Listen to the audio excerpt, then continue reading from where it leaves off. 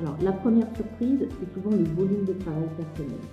Ce n'est pas juste écouter le cours. Il faut revoir les notions, faire des exercices, préparer des cas pratiques, parfois travailler en groupe, mais en fait, on n'a rien sans rien. Donc, le rythme va être beaucoup plus intensif qu'au lycée ou que dans d'autres filières.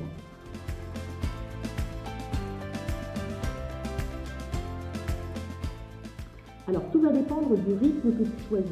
En formation initiale, ça peut être compliqué de simuler un job en parallèle DCG, DSCG parce que tu auras souvent beaucoup d'heures de cours. Les semaines sont souvent bien remplies. Il est préférable de consacrer des heures de travail plutôt le week-end.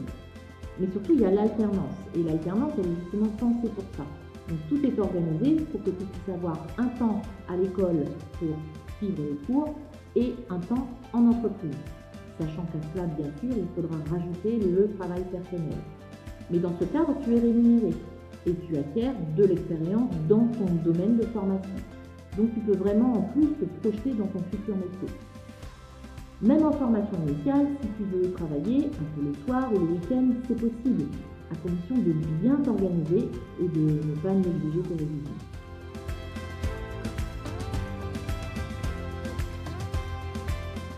Pendant la formation, les évaluations vont se passer sous la forme de partiels et de contrôles continus, qui servent à t'évaluer, à te tester, à voir si tu as bien révisé, si tu as bien compris la méthode, tu apprends à rédiger ta copie.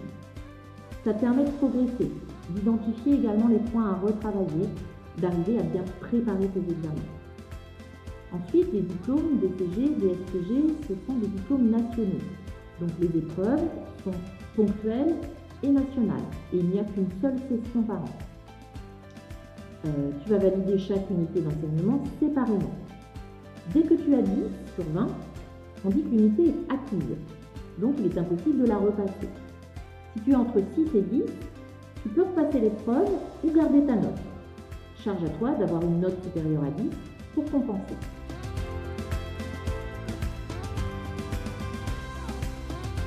Heureusement, oui, ces diplômes permettent d'avoir une vie étudiante. Même si le rythme est soutenu, on peut avoir des loisirs, faire du sport, c'est même recommandé. Comme je l'ai déjà dit, il faut juste savoir bien s'organiser.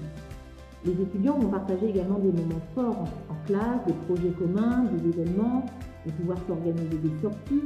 Il faut garder à l'esprit que ce n'est pas un concours, donc on peut s'entraider, on peut jouer la carte de la solidarité.